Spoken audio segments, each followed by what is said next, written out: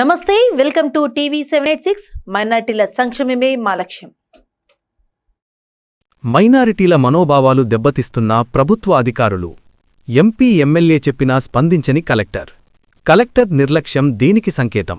మా భూములు లాక్కొని మాకు ఇచ్చే బహుమతి ఇదేనా? కొండపల్లి దర్గా ఉరుసు కమిటీ సభ్యుల ఆవేదన.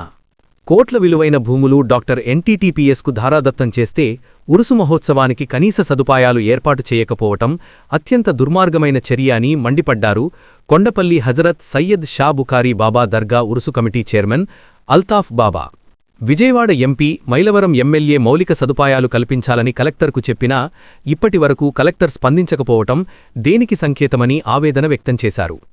ఎందుకు మాకీ కర్మ? కోట్ల రూపాయల భూములిచ్చి కనీస సదుపాయాల కోసం అడుక్కోవాలా? ఇప్పటివరకు కనీసం ఉరుసు ఏర్పాట్లను పరిశీలించేందుకు రాలేదని ఆవేదన వ్యక్తం చేశారు. సబ్ కలెక్టర్ వచ్చి మున్సిపాలిటీకి బాధ్యతలప్పజెప్పి చేతులు దులుపుకున్నారని అన్నారు.